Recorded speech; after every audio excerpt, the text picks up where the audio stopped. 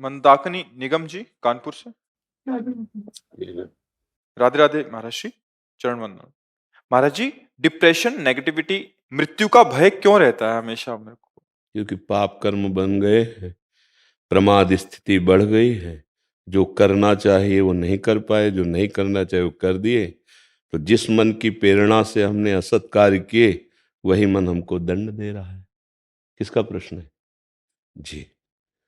जो हमें करना चाहिए वो हम नहीं कर पाए, जो नहीं करना चाहिए उसमें लग गए, तो वही कर्म मन पर सवार होकर जिस मन ने प्रेरित करके इंद्रियों से कर्म कराए थे, वही मन हमें दंड दे रहा है। देखो, जब ये ज्यादा अधिक कई जन्मों से पाप संचित हैं और इस जन्म में भी हो गए, तो फिर मृत्यु का भय नहीं, मृत्यु करवा देता है मन। ये मन ही तो करवा रहा है ना। ये मन के दो स्वरूप हैं, एक सत एक असत। एक मन ग्लानि करता है जब हमसे कोई गंदी बात हो जाती है, और एक मन उत्साहित होकर करवाता है। उसी के दो विभाग, जैसे बुद्धि के दो विभाग हैं, एक सुमति एक कुमति। जब सुमति होती है तो मन की बातों पर दस्तखत नहीं करती, और जब कुमति होती है तो सीधे जो मन पेश करता है उसको स्वीकृति दे देती है। मन की कोई ताकत नहीं है बिना बुद्धि के, पर उसने बुद्धि को अधीन कर रखा है। अब हमारे द्वारा जो सत् कार्य होने चाहिए थे, भगवत चिंतन, भगवत आराधना, लोक समाज की सेवा, जैसे आप किसी की बहू है, किसी के पति, प्राण प्रिय सास ससुर परिवार, इन सब में भगवत भाव कर कर हम सेवा करके अपने धर्म से चले, कभी डिप्रेशन नहीं हो सकता, किसी को नहीं हो सकता। पूर्व का पाप वर्तमान के साधन से नष्ट किया जा सकता है, नहीं तो मोक्ष होता ही नहीं, भगवत प्राप्ति होती ही नहीं। देखो, एक मन है जो हर समय उत्साहित रहता है, शरीर में पीड़ा है, कष्ट है, भयानक कष्ट है, मृत्यु का भय है, किसी समय भी हो सकती है, लेकिन वो आनंदित रहता है, उसको कोई भय नहीं है, कोई शोक नहीं है, एक अद्भुत प्रसन्नता रहती। क्यों? क्योंकि जो करना चाहिए वो कर लिया, जो नहीं करना चाहिए वो नहीं किया। तो वही मन परमानंद में डुबो देता है। वही मन डिप्रेशन में बिना भय के भय पैदा करता रहता है। और एक दिन ऐसा आता है, हमारे पास ऐसे व्यक्ति मिले हैं कि वो कहते हैं मुझे मर जाना अच्छा लगता है, आप आदेश कीजिए। कितनी निकृष्ट बुद्धि आ गई। आत्महत्या से बड़ा कोई पाप सृष्टि में नहीं रखा गया, और वो इतना महापाप करने के लिए तैयार वो व्यक्ति हो जाता है। क्यों? क्योंकि उसने गलती कर दी। आप सुधार कर लो। महापुरुषों की चरण रज और सबकी सेवा, तो कहीं ना कहीं किसी से अपराध जो हमारे बने हैं ना, वो शरीर की इस तरह की सेवाओं से मोचन हो। देखो, गुरुद्वारे में बड़े से बड़ा, चाहे जितना धनी मानी पदाधिकारी हो, वहां जाके पादुका सेवा करता है। क्यों? क्योंकि हमारे अहम को वहां गलित होना पड़ेगा, हमारे पाप नष्ट हो जाएंगे, तब हम गुरुवाणी को समझ पाएंगे, तब हम महापुरुषों के मार्ग में चल पाएंगे। इसीलिए हम सबसे हाथ जोड़कर प्रार्थना करते हैं कि आपका खान पान पवित्र होना चाहिए, आपका पेय पदार्थ पवित्र होना चाहिए, आपके आचरण पवित्र होने चाहिए। इसके लिए आपकी बुद्धि शुद्ध होनी चाहिए। बुद्धि शुद्ध होने के लिए राधा राधा राधा राधा, कोई पैसा नहीं लगता, कोई मेहनत की बात नहीं, उठते बैठते चलते फिरते राधा राधा राधा राधा, तो यही मन पहले जलाएगा, फिर आनंदित हो जाएगा। सच्ची तुमसे कहते हैं, अगर भगवान की शरण ना हो तो जो शरीर में आधियां व्याधियां हैं और आती हैं, उनको झेल पाना बहुत कठिन है। क्योंकि शरीर में ही मन आसक्त रहता है, और शरीर के दुख सुख को अपना समझता है, और मन की मांग को हमने अपना मान लिया, तो मन दुखी तो हम दुखी, मन सुखी तो हम सुखी। ये स्थिति है, देख लो आप। मन अशांत तो हम अशांत, मन शांत तो हम शांत। इसका मतलब हमें पूरी डॉक्टरी मन पर करनी है। तो मन की पवित्रता, सा वै मनः कृष्ण पदारविंदयो, सबकी ममता ताग बटोरी, मम पद मन ही बांध बर डोरी। सही जगह मन को लगा दो, राधा राधा कृष्ण कृष्ण ऐसे नाम जप करो, और सबकी सेवा करो, और सबकी सह जाओ, तो तुम्हारे पाप नष्ट हो जाएंगे। जैसे हमको सेवा करते हुए कोई प्रतिकूलता मिलती है, कोई कटुता मिलती है, मिलती ही है। अच्छा आचरण करोगे तो आपका उपहास होगा, आप जिनके साथ अच्छा बर्ताव करोगे वो आपके साथ कटु व्यवहार करेंगे। अगर सह गए तो आप महान हो गए, और टूट गए तो लड़ो। फिर वैसे व्यवहार में आप उतर गए तो आप संसारी हो गए, साधक तो हुए नहीं। और सह गए तो सबका बदलना निश्चित है आपके प्रभाव से। जा पर कृपा राम की हुई, ता पर कृपा करे सब कोई। निश्चित परमानंद की बाढ़ इसी मन में आ जाएगी, जो डिप्रेशन में है, खूब नाम जप करे। अब जैसे इस समय हमारा मन किसी में ना लगे, तो राधा राधा राधा राधा ऐसा गुनगुनाने में क्या जाएगा। डॉक्टर औषधि देता है डिप्रेशन की, आप पाते हैं ना, तो हम कह रहे हैं साथ में एक महाऔषधि और डाल लो, राधा राधा राधा राधा राधा। कितने ऐसे भाईजान आके एकांतिक में बोले कि हमारा डिप्रेशन खत्म हो गया, हम आनंदित हो गए। क्या डिप्रेशन था? सोच। सोच हमारी गिर गई, क्षमता नहीं रह गई उसकी पॉजिटिव सोचने की। वो निगेटिव की तरफ बढ़ता जा रहा है, हमें परेशान करता जा रहा है। जब संत वाणी हमारे कान में पड़ी और उसका हमने मनन किया और जीवन में उतारना शुरू किया, तो निगेटिव सब नष्ट हो गई, पॉजिटिव आ गई। अब जीवन आनंदमय हो गया। कुछ मिला नहीं, केवल सोच बदल गई। हमारी सोच बिगड़ गई, हमारी इच्छा बिगड़ गई, हमारा मनन बिगड़ गया है, हमारा चिंतन बिगड़ गया है। उसी के लिए भगवान ने आपको संत संग दिया है। अगर आप अपने मनन को, अपनी सोच को, अपने चिंतन को सुधार लें, तो कोई डिप्रेशन नहीं रह जाएगा, आप परमानंद में हो जाएंगे। हमसे कर्म बिगड़ गए, हमारे आचरण बिगड़ गए, अब तो डिप्रेशन होगा ही होगा। आज से नहीं, हम बिगाड़ते पीछे से चले आ रहे हैं। लेकिन एक जगह है जहां भारी बिगड़ी को तत्काल संभाला जाता है, वह है श्री भगवान के प्रेमी जन। कई बार बताया है कि जैसे वकील के द्वारा हम प्रमाणित हो गए अपराधी हैं, न्यायाधीश के द्वारा फांसी की सजा दे दी गई, लेकिन एक उपाय है जहां से बचा जा सकता है, राष्ट्रपति। अगर वो हमारी क्षमा याचिका पर दस्तखत कर दे, तो वकालत फेल हो गई, जज निर्णय फेल हो गया, बच जाऊंगा ना। तो हमारे अनंत ब्रह्मांडों के पति हैं श्री कृष्ण, श्री हरि। वो कहते हैं मामेव ये प्रपद्यन्ते माया में ताम तरंति थे। वो कहते हैं अहम त्वाम सर्व पापेभ्यो मोक्षयिष्यामि मा शुचा, केवल सर्वधर्मान परित्यज्य माम एकम शरणम। एक मैं ही हूं जो तुम्हें बचा सकता हूं। तो अब बोलो ना श्री कृष्ण, बोलो राधा राधा, अभी मंगल होना शुरू हो जाएगा। क्यों सके? आपको कोई संशय? जी। निशा यादव जी, मुंबई महाराष्ट्र से। श्री हरिवंश। राधा वल्लभ श्री हरिवंश महाराज जी, आपके चरणों में कोटि कोटि प्रणाम। महाराज जी, हम कैसे चलें कि जो गुरु वचनों के प्रति बुद्धि चलती है वो ना चले, कृपया मार्गदर्शन करें। नाम जप। हमारे सही पूछो तो हर प्रश्न का उत्तर नाम जप है। देहु कृपा करि बुद्धि प्रकाश, जस वर्णो हरिवंश विलास। कब? नाम जपत आई शब्दो सोई, देव सुबुद्धि कृपा करि मोहि। नाम जप से बुद्धि प्रवीण हो जाती है, और जब प्रवीण बुद्धि होती तो उसमें संशय नहीं होता, और जब संशय नहीं होता तो श्रद्धा और विश्वास होता है। तो गुरु के वचनों में, शास्त्र के वचनों में जैसा बोला जा रहा है वैसे का वैसा मान लेना श्रद्धा विश्वास कहा जाता है। और जहां श्रद्धा विश्वास है वहां सब दिव्यता आ जाती है, और बिना श्रद्धा विश्वास के कुछ अनुभव होने वाला नहीं। भवानी शंकरो वंदे श्रद्धा विश्वास रूपिणो, याभ्याम बिना न पश्यन्ति सिद्धा स्वांता स्तमीश्वरम। बिना श्रद्धा और विश्वास के हृदय में भगवान विराजमान भलापन हो करके दिखाओ। तो गुरु की वाणी में श्रद्धा और विश्वास तब होता है जब बुद्धि संशय रहित होती है। बुद्धि तब संशय रहित होती है जब हम खूब नाम जप करते हैं, पवित्र आचरण करते हैं, पवित्र शतोगुणी भोजन पाते हैं, तब हमारी बुद्धि शुद्ध होती है। अब हमें जो मिला खा लिया, चाहे जितना अपवित्र हो, आप विचार करके देखो। जो हो जैसे आया वैसे अवसर में हमने बोल दिया, चाहे जितना गंदा हम बोल रहे हो, जो मन में आया वो कर दिया, चाहे जितना गंदा आचरण हो, तो अब बुद्धि संतों की वाणी पर कैसे लग सकती है? शुद्ध सच्चिदानंद का अनुभव किए हुए जो वाणी निकल रही है, वो मलिन अंतःकरण वाला कैसे समझ सकता है? केवल विश्वास, केवल श्रद्धा, फिर आगे समझ जाओगे। जैसे डॉक्टर हमें औषधि देता, मुझे कुछ पता नहीं कौन सा टेबलेट, कौन सा कैप्सूल, कौन सा इंजेक्शन क्या परिणाम देता है, लेकिन हम विश्वास करते हैं ना डॉक्टर पर, तो इंजेक्शन लगवा लेते हैं। जैसा वो अनुपात बताता है वैसा हम पाते हैं औषधियाँ। और फिर अगर हमें लाभ नहीं मिलता तो फिर जाके प्रार्थना करते हैं कि जो आपने औषधियाँ दी उससे लाभ नहीं मिला, फिर वो औषधि बदलते हैं। लेकिन वो तो प्राकृतिक औषधि है, प्राकृतिक गुरु है जो रोग निवारण के लिए, डॉक्टर का मतलब गुरु ही है जो हमारे रोग को देख करके औषधि देता है।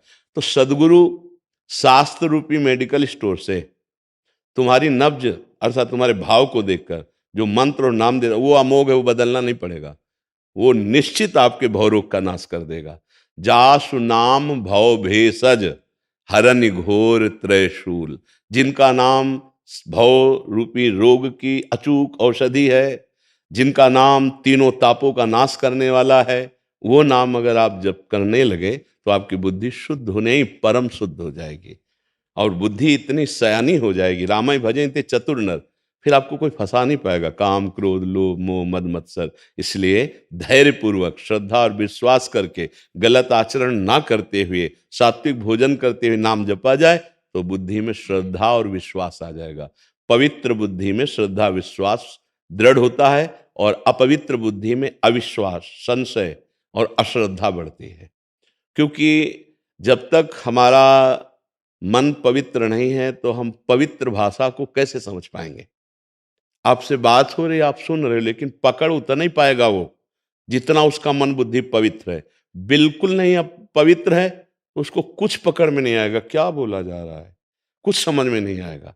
अगर बुद्धि पवित्र है तो अगर वो साधक है, अच्छी साधना हो रही तो उसको अमृत जैसा लगेगा, एकदम आनंद आता जाएगा।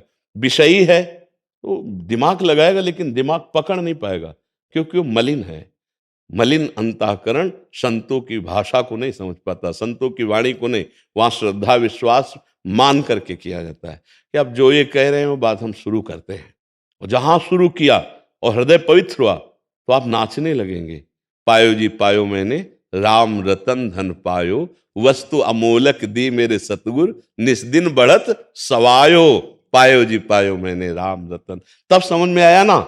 पहले तो समझ में नहीं आया ना, पहले तो रुपया पैसा भोग सामग्री इसका महत्व। और जब गुरुदेव पर श्रद्धा करके उन्होंने जो दिया उसका मनन किया और उसका चिंतन किया तो नाचने का मन हो गया कि ये सुख तो कभी नहीं मिला। सब भोगा, सब एकत्रित किया, सब कुछ। यहाँ कोई प्यार करने वाला नहीं है, बात सच्ची समझ लेना। तुम्हारा शरीर, तुम अगर किसी स्वार्थ की पूर्ति लायक हो तो तुम्हें प्यार का नाटक किया जाएगा। और जिस दिन उस पूर्ति के लायक नहीं हो ना, असलियत में पता चल जाएगा कि कोई प्यार नहीं करता। सच्ची मानना, सच्ची। ये प्यार शब्द केवल श्री भगवान में सार्थक होता है और हर जगह धोखा मिलता है। अगर हम प्रभु से प्यार करने लगे फिर वास्तविकता प्यार का अर्थ समझ में आ जाएगा कि प्रेम किसे कहते हैं। प्रेम में अपने प्यारे को सुख दिया जाता है। तो सुख समुद्र भगवान को तुमसे सुख नहीं चाहिए, वो तुम्हें सुख देंगे। जैसे हम भोग लगाते हैं तो लौटकर हमें मिल जाता है, पर अब वो भोग प्रसाद हो गया। अब वो अन्न नहीं रहा, वो मिठाई नहीं रही, वो प्रसाद। और प्रसादे सर्व दुखा नाम हानिरस्य, वो पाओगे तो तुम्हारे पाप नष्ट हो जाएंगे, तुम्हारा दुख मिट जाएगा। ऐसे ही हम जो अपना प्यार प्रभु को समर्पित करते हैं कि आप मेरे सर्वस्व हो, तो पलटकर आपके पास आ जाता है। आपको भगवान अपना सर्वस्व मान लेते हैं। और जिसके भगवान सर्वस्व हो गए, जो भगवान का लाडला हो गया, त्रिभुवन में कौन उसको दुख दे सकता है। सीम की चाप सके को तासु, बड़ रखवार रमापति जा। इसलिए हम नाम जप करें, अच्छे आचरण करें तो हमारी बुद्धि में श्रद्धा और विश्वास दृढ़ हो जाएगा। हरीश जी। श्री हरिवंश।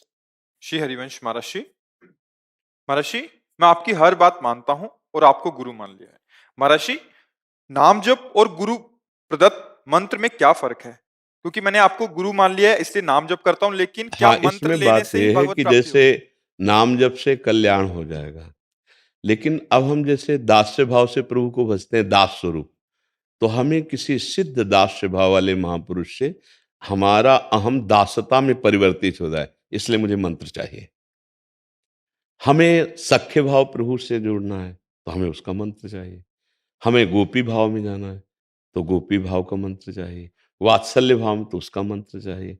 सखी भाव तो उसका मंत्र चाहिए। आत्मस्वरूप में स्थित होना तो उसका मंत्र चाहिए। मंत्र का मतलब है रहस्य को प्रकाशित कर देना। सखा भाव का मंत्र तो आपके अंदर समस्त भगवत सखा के सद्गुण आ जाएंगे उस मंत्र के प्रभाव से। नाम जप से कल्याण हो जाएगा, पर भाव देह की प्राप्ति मंत्र से होती है। जैसे हम राधा राधा जप रहे हैं तो इससे हमें सदगुरुदेव जो राधा सहचरी हैं उनकी प्राप्ति होगी। वो जब मंत्र देंगे और उस मंत्र का चिंतन करेंगे तो आपका देह भाव मिट जाएगा। आप ना स्त्री हो ना पुरुष हो, जो आत्मस्वरूप आप हो उसमें आप अपने को देखेंगे कि मैं प्रियाजू की नित्य सखी हूं। मंत्र दिखाएगा, मंत्र अनुभव कराएगा और प्रियाजू के पास पहुंचा देगा। कल्याण होना, माया से मुक्त हो जाना, ये सामर्थ्य सब नाम में विराजमान है। इसीलिए नामदाता मंत्र साथ में देते हैं कि जब आपका शरीर अपवित्र हो, जब मन ना लगे तो नाम जप करो, नहीं अन्य समय मंत्र जप करो। क्योंकि मंत्र से भाव देह की प्राप्ति होती है। सोच पा रहे ना, सखा है, दास्य भाव है, वात्सल्य भाव है, कांता भाव है, गोपी भाव को कांता भाव कहते हैं, और सहचरी भाव है। ये जो भाव देह है ये हमें मंत्र से प्राप्त होता है। इसलिए अलग अलग मंत्र हैं।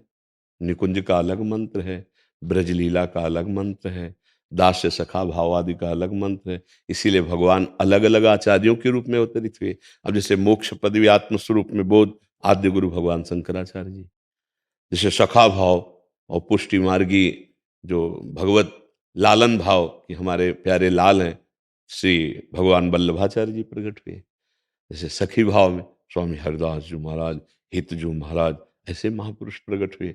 तो ये अलग अलग भगवान को अवतार लेने की जरूरत क्या थी?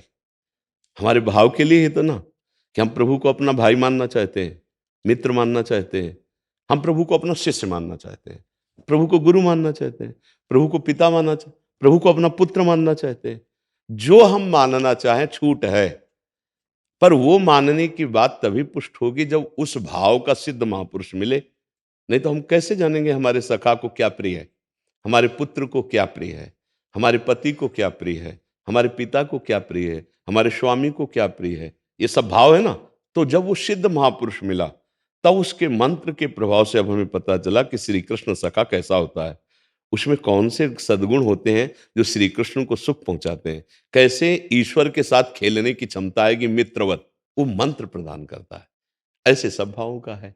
नाम जप करके परम मंगल में प्रेमी सदगुरुदेव का वर्ण करके जो मंत्र मिलता है वो भाव देह की प्राप्ति कराने के लिए है। नहीं, मंगल तो नाम से ही हो जाएगा, कल्याण आपका नाम से ही हो जाएगा, पर भाव देह की प्राप्ति मंत्र से होती है। इसलिए आचार्य परंपरा बनी हुई है। आचार्य परंपरा से वो मंत्र मिलता है, हम उसके चिंतन से वहीं जहाँ आचार्य है, जहाँ गुरु है, वहीं पहुंच जाते हैं। समझ पा रहे हैं आप जी? भगवान के दर्शन मिल सकते हैं राम जप केवल किए तो?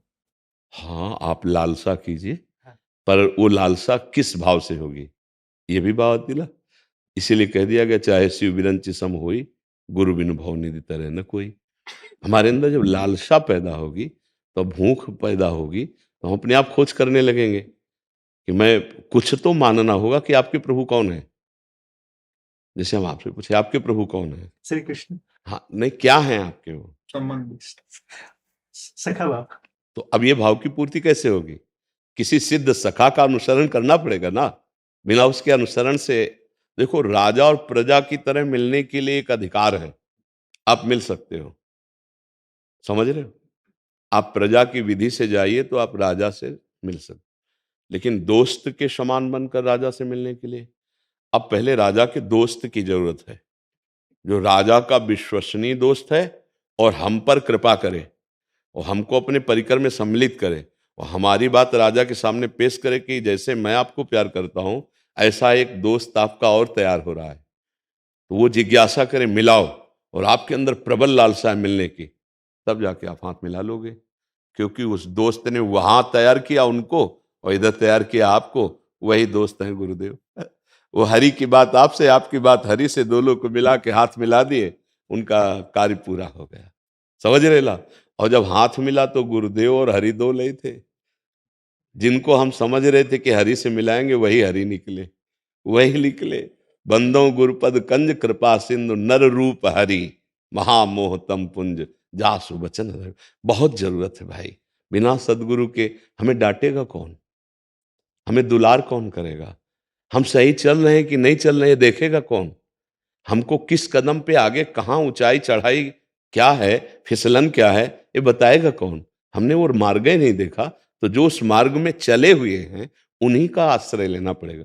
जैसे आपको वृंदावन में रंगनाथ जी जाना, निधिवन जाना है, राधा रमन, अब आप नाम सुन लिए हो लेकिन गलियां पता नहीं, तो आपको एक गाइड करने वाला मिलेगा ना, आपको कुछ देना पड़ेगा गाइड करने वाले को, उसकी बात माननी पड़ेगी। भाई हम इतने अमुक संख्या धनराशि लेंगे, हम देंगे। अब वो आपको शौक से घुमाएगा, ये निधिवन है, ये राधा रमन जी, ये रंगनाथ। ऐसे ही सदगुरुदेव को हम मन रूपी भेंट देते हैं। सदगुरुदेव को और कोई भेंट नहीं चाहिए, आपका मन चाहिए, आपकी बुद्धि चाहिए। जो वो कह रहे हैं उसके अनुसार मन बुद्धि से चलो, आप वहीं पहुंच जाओगे जहां दर्शन करना चाहते हो, जिससे मिलना चाहते हो।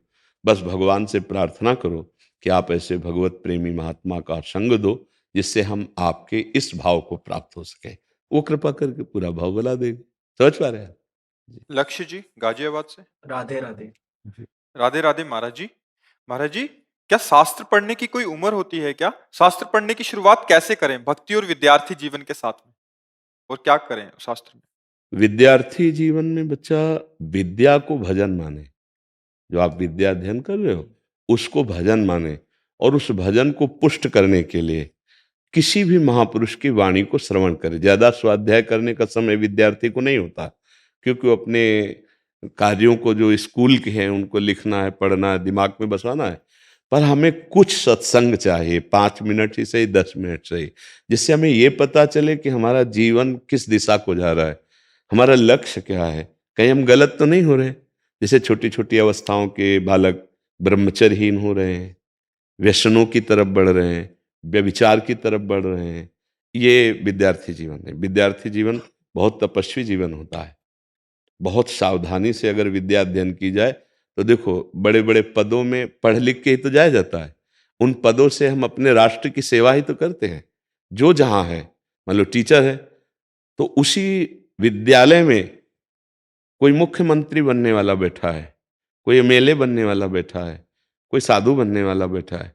किसको पता था कि इस प्राइमरी स्कूल में जहाँ पढ़ाई हो रही है, वहाँ कौन-कौन बैठा है? अभी तो बालक हैं, उनकी बुद्धि का प्रकाश हुआ तो हमारे राष्ट्र की शोभा बन गए, हमारे राष्ट्र को सुख देने वाले बन गए। तो अगर हमारे आचरण, हमारा चरित्र शुरू से बिगड़ गया, तो कुछ नहीं बन पाएगा। वो केवल एक पशुवत आचरण करने वाला व्यक्ति अपना ही पतन करने वाला बन पाएगा, कुछ नहीं बन पाएगा। अच्छा, ये आधुनिक विद्या में है नहीं। चरित्र को पावन करने की बात आधुनिक विद्या में नहीं। जैसे हमारे समय में नहीं था, नए बच्चे जो जुड़े हमसे, उन्होंने बताया कि गृहस्थ संबंधी, भोग संबंधी बहुत सी बातें स्कूल में पढ़ाई जाती हैं और उसको बहुत नॉर्मल कर दिया गया है। जैसे ब्रह्मचर्य क्षीण करना है, ऐसा उपदेश मिलता है, और अगर किसी डॉक्टर से सलाह ले तो स्वास्थ्यवर्धक बताता है। और ऐसी दुर्दशा को नए बच्चे प्राप्त होकर के यहाँ आए कि जो ये कहना चाहते हैं कि हम अपने जीवन को नष्ट करना चाहते हैं। अभी 15-16 की अवस्था, खड़े होने में चक्कर आता है, कमर दर्द करता है, आंखों से दिखना कम हो गया, चिंतन निगेटिव हो गया। क्यों? ब्रह्म शक्ति का नाश कर दिया, जीवनी शक्ति ब्रह्मचर्य को क्षीण कर दिया। अब अध्यात्म विद्या का अगर ज्ञान नहीं है, तो अपने माता पिता से असभ्य बर्ताव बोलता है वो, गंदी तरीके से। अभी नया बच्चा है, कैसी असभ्य। जहाँ विद्या में विनय आनी चाहिए, नम्रता आनी चाहिए, तो ये आधुनिक विद्या के साथ साथ यदि आध्यात्मिक वचन हम सुने, तो हमारा मंगल हो सकता है। 5 मिनट, 10 मिनट जिस संत के वचन आपको प्रमाणिक लगे, प्रमाणिक ही सुनना चाहिए। तस्मात् शास्त्रम प्रमाणम ते, मनमानी नहीं सुनना चाहिए। तुम जो बोल रहे हो शास्त्र में लिखा होना चाहिए, या अनुभूत बोलो। अनुभव और शास्त्र, अर्थात शब्द ब्रह्म और पार ब्रह्म, दोनों का ज्ञान हो तभी सुनना चाहिए, नहीं तो अर्थ का अनर्थ कर देंगे और हम फंस जाएंगे। तो एक श्लोक चाहे पढ़े, गीता का या भागवत का, एक श्लोक 5 मिनट, और उसका अर्थ पढ़े। कुछ संतों की ऐसी छोटी छोटी पुस्तिकाएं निकली हुई, जैसे गीता प्रश्य, पूज्य राधा बाबा, पूज्य भाई जी महाराज, पूज्य श्री स्वामी राम सुखदास जी। इन महापुरुषों की यदि वाणी पढ़ोगे, 5 मिनट पढ़ लोगे, तो 24 घंटा के लिए तुम्हें बैटरी चार्ज कर देंगे अध्यात्म की, पक्का समझिएगा। और 10 मिनट ही सही राधा राधा बोल लीजिए, तो इससे आपका जीवन अच्छा होने लगेगा। हाँ, बहुत अच्छे बच्चे हो जो आप ये जानना चाहते हो, नहीं तो आज के नवीन बच्चे तो बहुत ही गलत मार्ग में जा रहे हैं, बहुत ही गलत मार्ग में जा रहे हैं, जिसकी पीड़ा होती है हृदय में कि हमारा नवीन जो राष्ट्र का स्वरूप आएगा, वो बहुत ही भयावह होगा। कि जो शिक्षा आधुनिक दी जा रही, इसमें अध्यात्म शिक्षा का अगर प्रवेश नहीं हुआ, तो बुद्धि में तो प्रवीणता आ जाएगी, लेकिन पवित्रता नहीं रह जाएगी। बुद्धिमान तो बहुत होंगे, लेकिन अपवित्र विचार वाले होंगे, फिर वो बुद्धि किस काम की। कैसे किसको सताना है, कैसे किसका अपमान करना है, कैसे व्यभिचार करना है, कैसे हम किससे क्या अपहरण कर सकते हैं, बहुत जोर की बुद्धि है, लेकिन गलत दिशा में चली गई ना। अगर वही बुद्धि अध्यात्म में होती तो बढ़िया आगे बढ़ जाती। तो इसलिए थोड़ा नाम जप कीजिए, 5 मिनट, 10 मिनट किसी भी संत की बात सुन लीजिए जो शास्त्र प्रमाणित प्रवचन हो, और कोई न कोई पुस्तिका ले लीजिए। जैसे एक राधा बाबा की पुस्तिका है छोटी सी, आस्तिकता की आधारशिलाएं। आप एक बार लीजिएगा और थोड़ा सा पढ़िएगा, थोड़ा थोड़ा। जैसे साधक में साधुता, पूज्य पंडित गया प्रसाद जी महाराज की, बहुत जोर की है। जैसे भाई जी की तुलसी दल, साधन, बहुत सी पुस्तिकाएं, कोई एक ले लीजिए, सब सामग्री मिल जाती है। किसी एक विषय पर महापुरुष नहीं बोलते। जब मान लो जैसे ब्रह्मचर्य, तो उसमें सारी बातें आपको मिलेंगी। साधन, तो उसमें सारी साधना की बातें मिलेंगी। कुछ थोड़ा सा अध्यात्म अपने जीवन में लाइए और पढ़ाई को भजन समझिए, खूब लगन से पढ़िए। एक बार जो पढ़े वो हमारे दिमाग में बैठ जाए, यदि ब्रह्मचर्य ठीक होगा तो ऐसा बैठ जाएगा। ब्रह्मचर्य ठीक नहीं तो 1000 बार समझाने पर भी वो समझ में नहीं आएगा, क्योंकि वो जो पावर चाहिए वो नष्ट हो चुका है। छोटे छोटे बच्चे गंदी बातों में लग गए, जो बहुत हानिकारक है। 25 वर्ष की अवस्था तक यदि ब्रह्मचर्य रहा जाए, फिर गृहस्थी में जाया जाए, तो खूब सुखपूर्वक 25 वर्ष तक गृहस्थी में रहेगा, अपने आप उसको वैराग्य हो जाएगा। जो शास्त्रीय पद्धति है ना, हाँ, कि 25 वर्ष ब्रह्मचर्य, 25 वर्ष गृहस्थाश्रम, 25 वर्ष वानप्रस्थ और संन्यास व भगवत प्राप्ति, बिल्कुल ऐसा ही हो जाएगा। पर 25 वर्ष तक ब्रह्मचर्य रहना या 20 वर्ष तक बड़ा कठिन हो गया। 12, 13, 14 इतनी अवस्था में भ्रष्ट हो जाते हैं बच्चे। अब उनको वही सुख लगता है, मन को रोकने वाली कोई बात नहीं है। डॉक्टर सपोर्ट कर दिए, मास्टर सपोर्ट कर दिए, अब वो अपने को ऐसे पतन के गर्त में गिरा देते हैं जहां से उठना बड़ा मुश्किल है। बिल्कुल समझिए, निरुत्साहित हो जाना, निगेटिव विचारों की वर्षा हो जाना और डिप्रेशन में पहुंच जाना, कोई काम का मन न होना करने का, कोई क्रिया का, पढ़ाई आदि विष जैसा लगने लगना, परिवार वालों से झिड़क के बोलना, ये सब लक्षण उसी ब्रह्मचर्यहीनता से प्रकट हो जाते हैं। और नए बच्चे इसको समझते नहीं है। तो हमारी प्रार्थना है, कोई भी छोटी सी पुस्तिका ले लीजिए, उसको पढ़िए, महापुरुषों की जो हो, और 5-10 मिनट सत्संग सुनिए और 10 मिनट राधा राधा जपिए, और फिर हर समय अपनी पढ़ाई के विषय में चिंतन कीजिए, कोई परेशानी नहीं। ठीक है जी। राधे राधे। हमें बहुत अच्छा लगता है जब आप जैसे नए बच्चे प्रश्न करते हैं ना, बहुत अच्छा लगता है। और इसकी कोई अवस्था नहीं होती शास्त्र स्वाध्याय की। देखो, अगर अभी आप सही ढंग से नहीं समझेंगे तो आगे नहीं समझ पाएंगे। जैसे हमने कभी जीवन में बंदूक नहीं चलाई, अब आप हमको बंदूक चलाने को बोले तो हमें कुछ पता ही नहीं है, क्योंकि कभी छुआ ही नहीं। तो जिसने कभी शास्त्र छुआ ही नहीं, अध्यात्म सुना ही नहीं, अब वो सोचे कि हम जवानी में भोग भोग ले, बुढ़ापे में भजन करें, तो प्रपंच के सिवा कुछ नहीं होता। जैसे होता चलो वृंदावन वास करें बुढ़ापे में, तो हमने देखा 2 बूढ़े जहां बैठे होंगे ना, हमारी बहू ऐसी, हमारा लड़का, वो कभी प्रियाजू ऐसी, प्रीतम ऐसी बात नहीं करेंगे, प्रभु की चर्चा नहीं करेंगे। वो नाती की, लड़के की, बहू की, फिर वो अपने दुखड़ा रोएगा, वो अपना दुखड़ा रो, दोनों आए भजन कर ले वृंदावन। भैया, जिंदगी में निशाना नहीं लगाया तो बुढ़ापे में निशाना नहीं लगेगा। चाहे वो जो लक्ष्य हो, जिंदगी में आपने भजन नहीं किया, सतमार्ग, इसीलिए प्रहलाद जी ने आदेश किया, कौमार अवस्था से अध्यात्म को समझना चाहिए, तभी जीवन। प्रथम सीढ़ी में ही पैर मजबूत हो गया, अब वो गृहस्थ बने, राष्ट्र सेवक बने या संत बने, जो बनेगा वो बहुत जोर का बनेगा। पहली ही भूमि, नींव ही खराब हो गई तो बिल्डिंग चाहे जितनी अच्छी बने, वो दरदरा के एक दिन गिर जाएगी। अधर्मी कभी सुखी नहीं होता। जिसका चरित्रहीन हो गया है वो कभी उन्नति को प्राप्त नहीं होता। उन्नति में प्राप्त हुआ भी वो अवनति को ही वरण करेगा। वो ऐसे आचरण वाला होगा जिससे समाज दुखी होगा, ऐसे ही उसके संकल्प विकल्प होंगे जिससे परिवार अशांत होगा। चरित्रहीन कहीं सुख नहीं प्राप्त कर सकता। और नई अवस्था ही जीवन के चरित्र की नींव है। अगर वो पवित्र नींव बन गई तो अगर गरीब किसान भी होगा तो समाज प्रिय होगा, वो धर्मात्मा होगा, वो सत्यवान होगा, वो समाज में आदर्श होगा, क्योंकि उसने जीवन में अपने चरित्र को बचाया है। आज हम चरित्रहीन हो जा रहे हैं पढ़ते लिखते, खूब पढ़ाई पढ़ रहे हैं लेकिन चरित्रहीन। देखो नए नए बच्चों के आचरण, आपके उपहास के सिवा सम्मान मिलने वाला नहीं। उनकी चेष्टाएं ऐसी होंगी, आपका उपहास करेंगे, आपका अनादर करेंगे, क्योंकि उनकी बुद्धि अपवित्र हो गई है। तो अभी तो हम प्रणाम करते हैं नए नए बच्चों को, खूब कृपा कर रहे हैं, आकर प्रश्न कर रहे हैं, सत्संग सुन रहे हैं, अपने आचरणों का सुधार कर रहे हैं। भगवान की बड़ी कृपा, हम ये कृपा मनाते हैं अपने ऊपर। जो ये आकर के प्रश्न करते हैं, सुनते हैं ना, तो हम इनको प्रणाम करते हैं कि भैया तुम्हारा मंगल हो, तुम सुखी रहो, तुम्हारी बुद्धि पवित्र हो। ये देखकर हमें पवित्रता और सुख का अनुभव होगा कि आज हमारा जीवन पवित्र हो रहा है। यदि 4 लोग पवित्र हो रहे हैं, 4 लोग सुधर रहे हैं, तो हमारा जीवन सार्थक हो रहा है। 4 सुखी हो रहे हैं तो हम इस बात से सुखी हैं कि जीवन किसी के काम आ गया। और तो कुछ कर नहीं सकते थे, तो जो किया वो अनुभव करके बातें कर रहे हैं और वो तुम मान रहे हो, तो हमारा जीवन सार्थक हो गया। अगर हमारी बात न मानो तो हमारा अनुभव किस काम का फिर? आपने बात मानी, आप सुने, आप चले, तो आपका मंगल होगा, पर मुझे सुख होगा कि हमारा राष्ट्र, हमारा जो जन समुदाय वो सही आचरणों में आ रहा है, उसका मंगल हो रहा है। महाराज जी कुछ हम लोगों को आप बता दें कि जैसे साधना जीवन में क्या कैसे कुछ भी आप अपने महाराज, अपने मुखारबिंद से कुछ सब बातों की केवल एक ही बात है, ना विषय चिंतन होने पावे, ना विषय क्रिया। बस इसलिए आराध्य देव का निरंतर चिंतन चाहिए। अभ्यास योग युक्तेन चेतसा नान्यगामिना। हमारा चित्त अपने आराध्य देव से कभी एक क्षण के लिए भी ना हटे।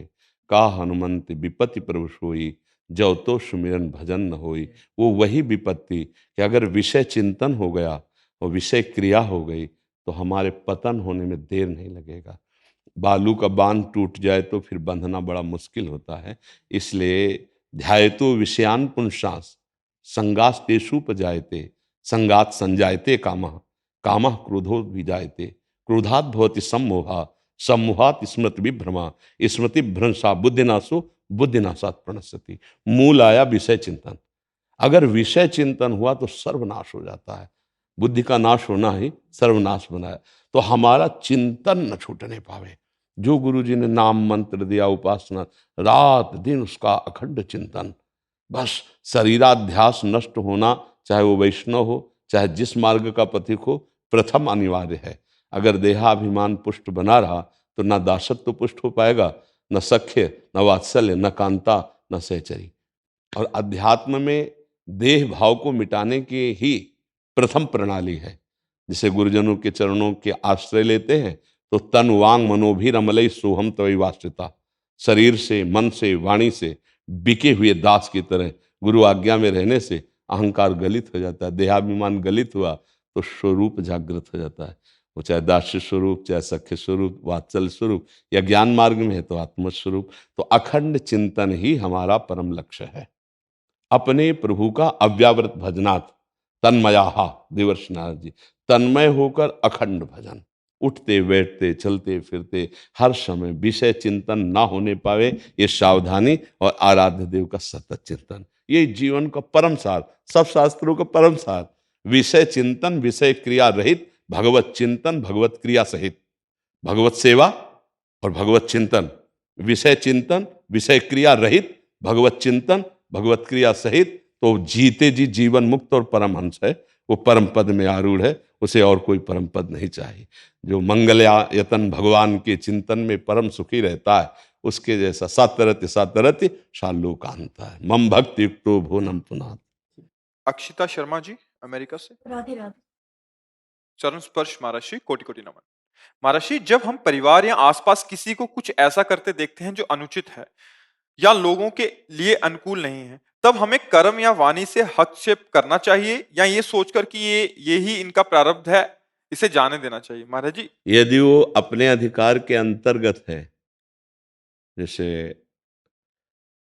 हमारा बेटा है या हमारा मित्र है, या हमारा अधिकार है बात करने का, वो हमारी बात मान सकता है। प्रार्थना, मान लो पड़ोसी है तो हमारा मित्र है और हम बात करेंगे तो हमारा अधिकार वो मानेगा, तो हमें बात करनी चाहिए। कि शास्त्रों में ऐसा लिखा है, संतों ने ऐसा कहा है। आपके द्वारा जो ये चेष्टाएं हो रही, शायद आप नहीं समझ पा रहे हैं, गलत है। प्रार्थना रूप में, अधिकार के अनुसार। यदि नहीं है, आपको पता है कि हम उपदेश करेंगे तो ये अवहेलना करेगा हमारी और उपदेश की भी, फिर नहीं करना चाहिए। फिर ये विचार करना चाहिए कि इसके अंदर जितनी बुद्धि की क्षमता है उसी के अनुसार ये बेचारा कार्य कर रहा है। हम भगवान से प्रार्थना करेंगे कि इसकी बुद्धि शुद्ध हो, इसका मंगल हो, इसके ऐसे आचरण हो। भक्त को ऐसा ही चाहिए। हाँ, अब कोई हमारे धर्म पर, हमारी मर्यादा पर, हमारे राष्ट्र पर, हमारे गुरुजनों पर ऐसा कुछ, फिर हम सहन नहीं करेंगे। फिर हम, अगर हमें कानून का सहारा लेना पड़ता है, किसी बल का सहारा लेना पड़ता है, हम उस बल का सहारा लेकर उसका विरोध करेंगे, हम उसको आगे नहीं बढ़ने देंगे। किसका प्रश्न है? तो आप समझ पा रहे? हाँ, जहाँ तक हमारा अधिकार है, हमारा अधिकार मानता है तो हम शास्त्र और संत सम्मत वाणी का उपदेश करें, नहीं मानता है तो यदि हमारी हानि नहीं है तो हम उसे छोड़ देते हैं और भगवान से प्रार्थना करते हैं उसकी बुद्धि शुद्ध हो।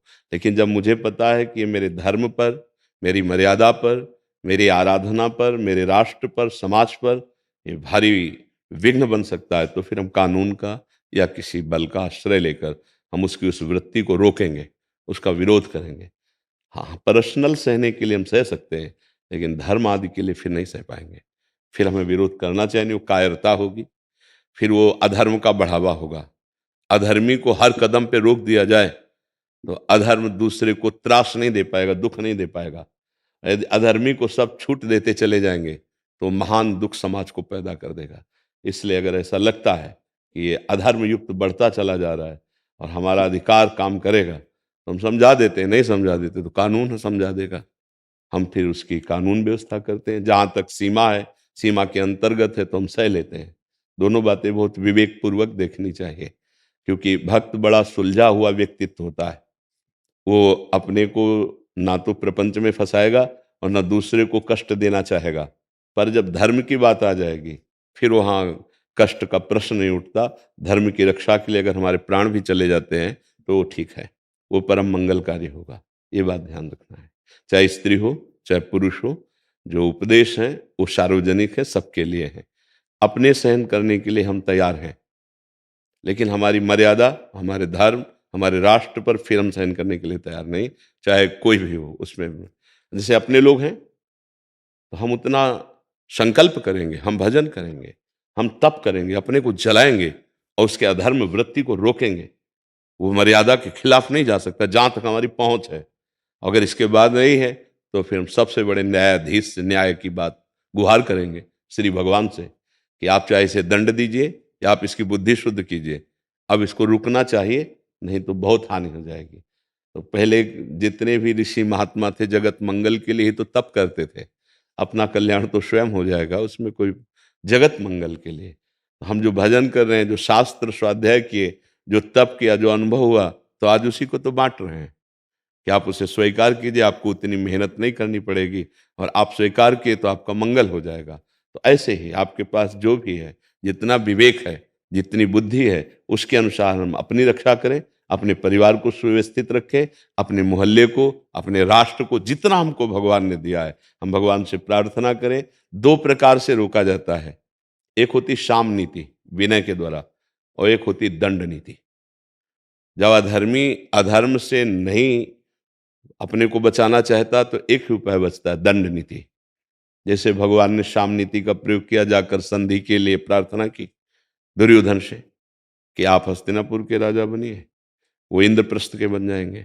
नहीं माना, फिर कहा 5 गांव दे दीजिए, उसने कहा सुई की नोक भर नहीं, तो कहा युद्ध पक्का, और विनाश करवा दिया उनका। गए तो संधि के लिए थे, फिर एक बूंद पानी भी नहीं उसका पिया, और विदुर जी के यहाँ जाकर उनकी जो प्रेम में डूबी हुई पत्नी थी उनके हाथ से छिलके पाए और विनाश करवा दिया कौरवों का, अधर्म का नाश करा दिया। अर्जुन जी कहने लगे मैं युद्ध नहीं करूंगा। भगवान ने पूरी गीता उपदेश इसी बात के लिए दी कि तुम्हें इनका नाश करना ही पड़ेगा। उनका इनके मारने से तो अच्छा है कि हम संन्यास लेकर भिक्षा का न पाए। भगवान ने कहा नहीं नहीं, इनको मारो, मारना ही परम कर्तव्य है इस समय। तो ये बात देखनी पड़ेगी। क्षमा भी एक सीमा तक ठीक है, इसके बाद फिर दंड विधान ही उस दुष्ट की दुष्टता को रोक सकता है। सठे साठ्यम समाचरेत, दुष्ट के साथ अब वो दुष्टता ही काम आएगी, साधुता काम नहीं आएगी, उसको दंड देना अनिवार्य है। नहीं तो जैसे भगवान परशुराम जी थे तो परम साधु भगवान के अवतार, लेकिन देखा दुष्टता हद पार कर गई शास्त्राबाहु अर्जुन की, तो काट के भुजाएं और गर्दन तक फेंक दिया उसकी। फिर उनके पुत्रों ने दुष्टता दिखाई तो वंश का विनाश कर दिया, और 21 बार संपूर्ण संसार से ऐसे दुष्ट राजाओं का विनाश ही विनाश, 21 बार घूम घूम के। तो एक महात्मा स्वरूप में अवतरित हुए थे भगवान परशुराम जी। तो जहां तक सीमा थी वहां तक तो सहा, जब सीमा उल्लंघन हो गई तो विनाश प्रारंभ कर दिया। तो दुष्टता का विनाश ही अनिवार्य है, क्योंकि वो प्रार्थना और साम नीति को समझता नहीं है। तो दंड नीति का अच्छे से परिचय है, दंड नीति से सब सुधर जाते हैं। कोई भी ऐसा नहीं जो दंड के द्वारा न सुधर जाए। दंड बड़ा भयानक होता है, काल भी दंड से ही प्रहार करता है, काल दंड कहा गया है, मृत्यु भी दंड ही देती है। तो ऐसी दंड के द्वारा दुष्टता का सुधार होता है। क्षमा तो एक सीमा तक है, फिर इसके बाद उनको क्षमा पता नहीं ना, उनको दंड ही पता है। तो इसलिए अगर कभी ऐसा हो तो फिर कानून का सहारा लीजिए, कानून को अपने हाथ में ना लीजिए, कानून का सहारा लीजिए, बलवान का सहारा लीजिए और दुष्टता का विरोध कीजिए। जी। भारत कुमार जी, भारतीय सेना। राधा वाला से महाराज जी दंडवत प्रणाम।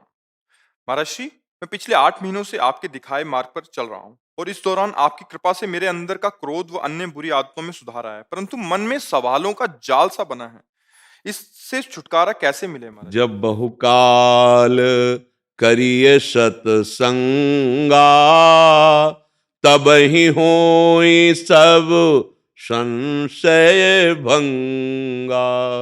गोस्वामी तुलसीदास जी कहते हैं जब बहुत काल तक संतों का संग किया जाता है तो सारे प्रश्नों का समाधान हो जाता है, कोई संशय नहीं रहता।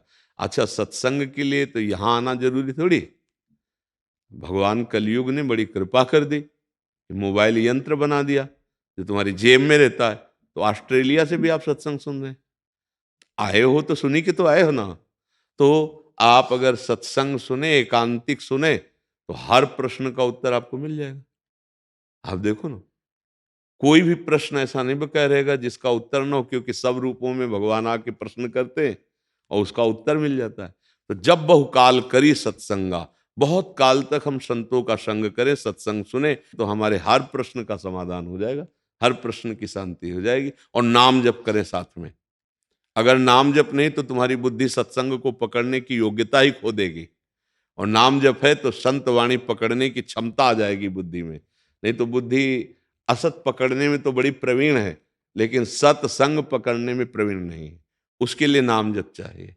तो जो नाम प्रिय लगे, राम कृष्ण हरि सब, जैसे अपने तो वृंदावनवासी राधा उपासी, राधा राधा राधा, आपको जो नाम प्रिय लगे खूब नाम जप करो, सत्संग सुनो, सब संशय नष्ट हो जाएंगे। समझ पा रहे हैं आप? जी। सुशील कुमार त्रिपाठी जी, वाराणसी से। राधे राधे गुरु। जी। राधे राधे महाराज जी। महाराज जी, ग्रस्त जीवन में रहते हुए मनुष्य से जाने अनजाने में हुई गलतियों का प्रायश्चित क्या है और कैसे करें? वैसे सबका प्रायश्चित तो भगवान की प्राप्ति कर लेना। भगवान की प्राप्ति हो गई तो सब प्रायश्चित हो गए, बार बार भटकना ही पड़ेगा। अवश्य में भोक्तव्यम कृतम कर्म शुभाशुभम, भगवान ने कहा है कि अवश्य भोगना पड़ेगा जो शुभ अशुभ कर्म है।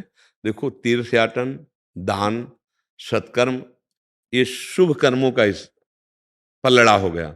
और ये जो जिसे गलतियां कही जाती, धर्म विरुद्ध आचरण, ये अशुभ कर्म हो गए। दोनों अपनी अपनी जगह हैं, ये दोनों आपको भोगने पड़ेंगे। अवश्य में भोक्तव्यम कृतम कर्म शुभाशुभम। अगर भगवत प्राप्ति हो जाए तो खत्म हो जाएगा। भगवान की शरण में हो जाए, सर्वधर्मान परित्यज्य माम एकम शरणम। तो भगवान कहते अहम त्वाम सर्व पापेभ्यो, सर्व शब्द लिखा है, शुभ अशुभ दोनों से मुक्त कर दूंगा, मैं कर दूं, क्योंकि वो कर देंगे। वो ज्ञान समुद्र है, वो ज्ञान से प्रकाशित कर देंगे, ऐसा देहाभिमान नष्ट कर देंगे। वो प्रेम दे सकते हैं, वो बोध दे, जगत गुरु हैं, भगवान जगत गुरु हैं। तो हम भगवान की शरण में हो जाएं। और एक भगवान बड़ी महिमा की बात कहते हैं, अनन्य चेता सततम यो माम स्मरति नित्य सा तस्याहम सुलभा पार्थ नित्य युक्त योगिना। जो मेरा सतत चिंतन करता है मैं उसको नित्य सुलभ हो जाता हूं, अर्थात मैं उसके अनुभव में आ जाता हूं, भगवत साक्षात्कार हो जाता। तो जो आपको नाम प्रिय लगे प्रभु का, खूब नाम जप कीजिए, बार बार उसका ध्यान कीजिए। नाम का रूप जो है वो भगवान का सच्चिदानंद में है, वो पार्थिव नहीं है। चिदानंद में देह तुम्हारी विगत विकार जाल अधिकारी। देखो, जनक जी जैसा ज्ञानी अद्वितीय कोई बिरला ही होगा ना। और वो जब राम जी के रूप को देखते हैं तो कहते इन्हें विलोकत अति अनुरागा, और बरबस ब्रह्म सुख है मन त्याग। इस तो उस कह रहे कि ब्रह्म सुख का अनुभव करने वाला सहज विराग रूप मन मोरा और राम रूप में आसक्त। तो इसका मतलब भगवान का रूप चिदानंदमय है, आत्मस्वरूप है। तो नाम जप करने से ही वो आत्मस्वरूप भगवान का रूप झलकता है। मलिन हृदय में रूप प्रकाशित नहीं होता है, तो सबके हृदय में, पर प्रकाशित नहीं हो। तो खूब नाम जप करना चाहिए, खूब नाम।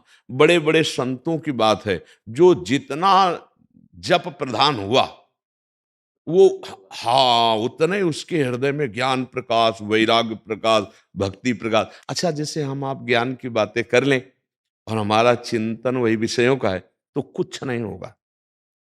मतलब बहुत ही हम विनोद की भाषा में कहते हैं, गधे के पीठ में चाहे मिट्टी लाद दो या वेद लाद दो, उसको सिर्फ भार से मतलब है। तो अगर केवल बुद्धि में, तो वो बोझा मात्र है, वो लाभ नहीं प्राप्त कर पाए। लाभ है मनन करके और अंतःकरण की समता में उतर जाना। तो हमें लगता है कि कुछ ना आता हो अगर, और संतों का संग करे, रामकृष्ण हरि जो नाम प्रिय नाम जप करे, वो सब ज्ञान को प्राप्त हो जाएगा। बड़े बड़े महापुरुष हुए हैं, जैसे पूज्य श्री कबीरदास जी आदि, ये सब नाम के बल से वो निर्गुण सगुण सबका ज्ञान रखने वाले हैं। दोनों प्रकार के भगवान की अनुभूति है। चाहे सगुण में देखो तो उनके पद मिलेंगे, निर्गुण निराकार में देखो तो उनके मिलेंगे। तो मुझे और संतों की कृपा से बात समझ में आई कि अगर उपासक, चाहे वो गृहस्थ हो या विरक्त हो, वो भगवान का अंतर से आश्रय ले ले और नाम जप करे और संतों का संग सुने, जो उनके वचन हैं, तो हमारे हृदय में निश्चित भगवत। और आपको सूक्ष्म बात बता दूं, भगवत प्राप्ति किसी क्रिया का फल नहीं है, क्योंकि क्रियाएं सब आद्यंत वाली है। पे खत्म हो जाएंगी। तो पर यह है कि क्रिया का वेग रहता है ना देहाभिमान के कारण, तो असत क्रिया का त्यागी और सत क्रियावान, और सत क्रिया भगवत समर्पित और नाम जप, बढ़िया काम बन जाएगा। मुझे पत्नी आई है, पूजा तो बहुत करती है, लेकिन पूजा और जब में क्या। देखो पूजा क्या है, बाहरी क्रिया है। आप देखो भागवतिक बाहरी क्रिया है, मंगलमय, लेकिन चिंतन क्या चल रहा है यहां। अध्यात्म में खास बात चिंतन होता है। अगर आपका चिंतन शरीर और विषयों का चल रहा है तो पूजा अधूरी है। हाँ, पक्की बात समझना। अच्छा, एक भी अगरबत्ती आप नहीं लगाते और आपका चिंतन ठीक चल रहा है प्रभु में, तो आपकी सच्ची पूजा हो रही है। बात समझ रहा है। और देखो खास बात चिंतन की इसलिए आती है कि जैसे हम क्रिया में भगवान की आरती या पूजा ये सब कर रहे हैं, पवित्र परम पवित्र किया है, लेकिन हमारा हृदय अज्ञान अंधकार से युक्त है, तो हम राग द्वेष करेंगे, हम नाना प्रकार की कुमार्गगामी प्रवृत्तियों का चिंतन करेंगे। तो उस आरती का मतलब क्या रहा?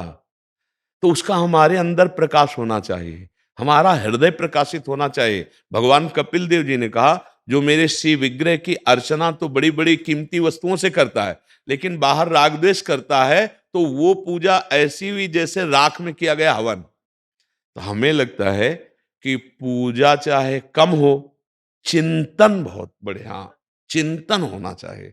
जो जैसे हम नाम कोई ले लें, गुरुदेव के वचन ले लें, महावाक्यार्थस्य चिंतिताम, बार बार विचार्यताम चिंतिताम, एकांते सुखमास्यताम, एकांत में सुखासन में बैठकर संतों की बात का मनन चिंतन किया और नाम का ध्यान कर रहे। जैसे आपने लोग वृंदावन वासी राधा उपासी, राधा, अब रा बड़ा की मात्रा, धा बड़ा की मात्रा, कोई अक्षर ऐसा नहीं जिसमें ब्रह्म न व्याप्त हो।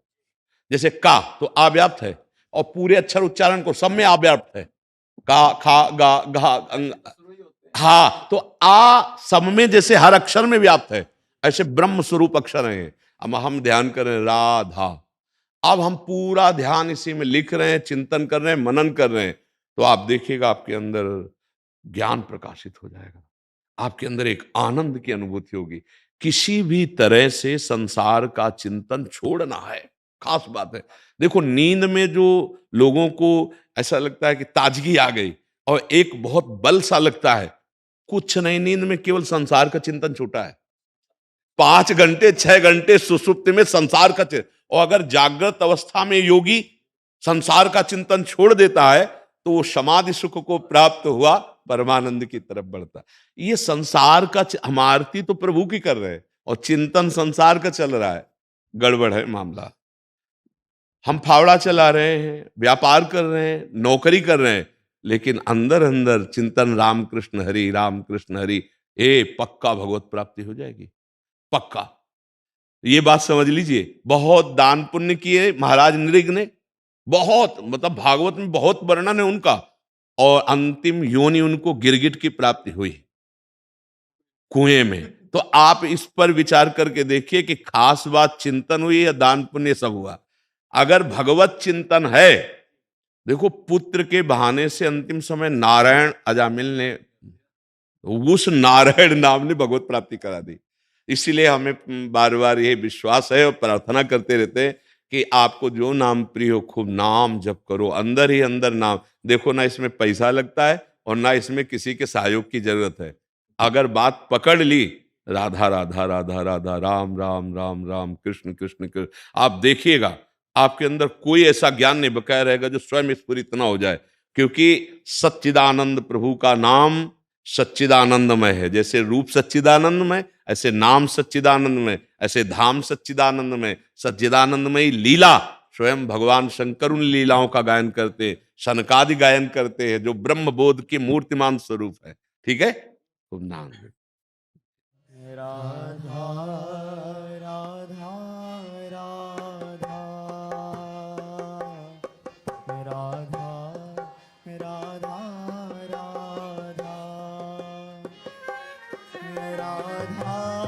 राधा